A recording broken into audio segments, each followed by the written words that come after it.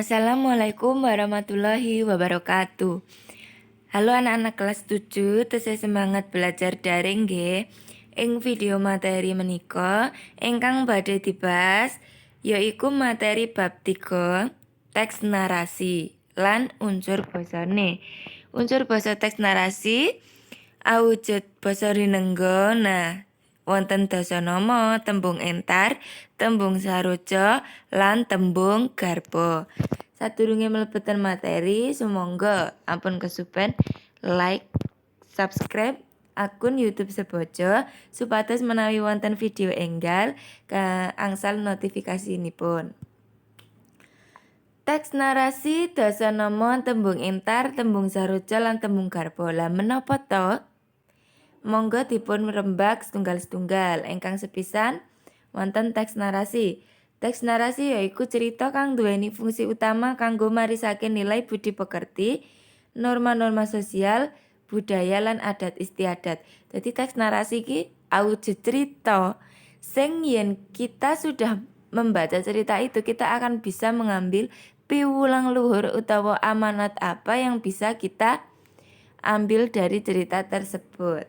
Nah, tuladha teks narasi wonten kathah nggih, wonten cerita wayang, cerita rakyat, dongeng, wacan bocah, cerkak, lan sapanunggalane. Titian utawa ciri-ciri teks narasi. Setiap teks pasti mempunyai struktur nggih. Nah, teks narasi nduweni struktur kang dumadi saka wonten 6 orientasi, komplikasi, klimaks, resolusi, reorientasi lan koda utawa amanat. Unsur basa, tembung lan ukara sing dadi cirine wacan narasi yaiku arupa basa rinengga lan unggah-ungguh basa. Nah, basa rinengga di sini yang dibahas nanti wonten dasanama, tembung entar, tembung saroja lan tembung garba. Menawi unggah-ungguh basa sampun nate karembak ing video saderengipun nggih. Monggo dibikak ya, Mbak. Tujuan penulisan teks utawa wacan narasi kuwi kanggo panglipur sing bisa dijupuk pesan moral utawa nilai budi pekertine. Panglipur itu penghibur, jadi hiburan yang bisa diambil amanat dari cerita tersebut. Fungsi teks narasi saliyane kanggo medhar gagasan lan ide, uga kanggo marisake nilai budi pekerti kang luhur. Nah, struktur teks narasi tadi wonten 6 nggih, orientasi, komplikasi, klimaks, resolusi, reorientasi, koda utawa amanat. Sing sepisan wonten orientasi. Di bagian orientasi isine yaiku tetepungan ana ing paragraf dikenalake karo para tokoh.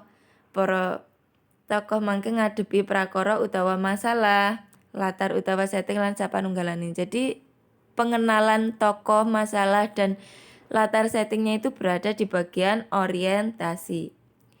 Komplikasi titian utawa cirine yaiku wiwit ana prakara utawa masalah sing ndadekake aluring cerita. Jadi masalahnya muncul di komplikasi.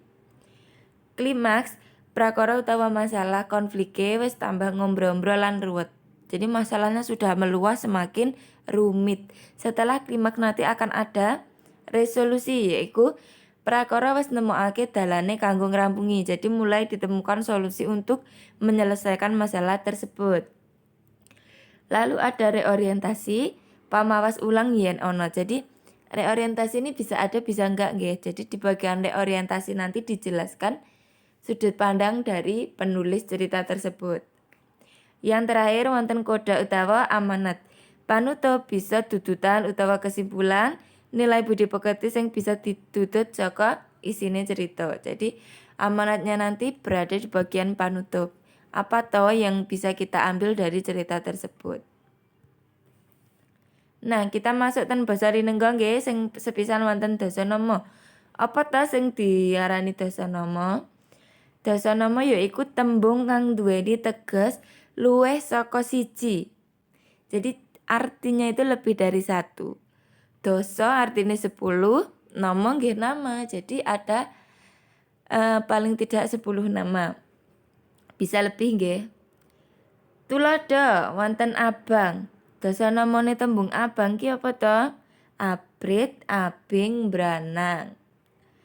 Lan sapanunggalane. Kathah nggih. Niki kula ambil 3 mawon.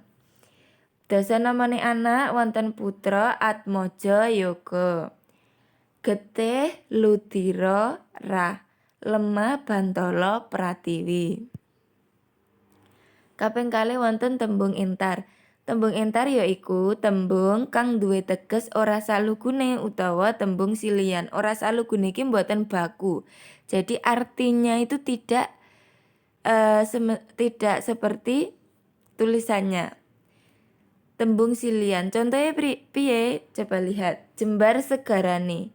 Nah, yang dimaksud jembar segarane di sini bukan segarane jembar mboten, tapi itu tembung silian. Artinya adalah sabar banget.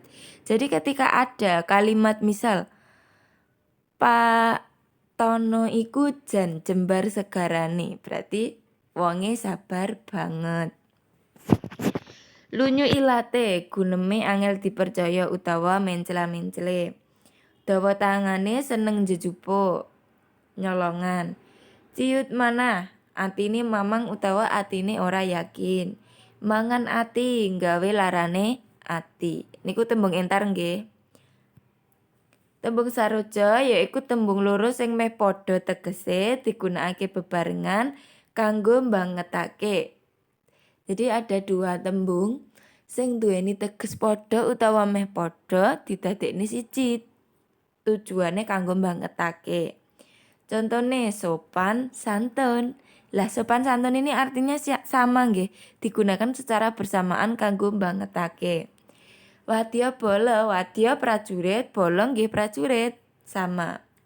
Andhap asor, lila legawa, edi peni lan sapanunggalane. Sing terakhir wonten tembung garba. Tembung garba yaiku rerangkening tembung kanthi nyekak ketemune aksara swara kang fungsine kanggo nyekak guru wilangan. Gampangane tembung garba yaiku tembung loro utawa luwih kang digandeng lan diringkes sarana nyuda wandane. Jadi mengurangi kosakata. Contone ana tembung aneng. Loh, tembung aneng itu apa toh? Ternyata terbuat dari tembung ono lan ing, dadi aneng. Wanodyayu, wanodya plus ayu. Wanodya itu wanita nggih, wanodyayu berarti wanita sing ayu. Jiwangga, jiwa lan angga. Ngaten nggih. Terus nek dasanama wau adalah nama lain. Nek tembung garba dicekak supaya nyuda wandane. Nek tembung saroja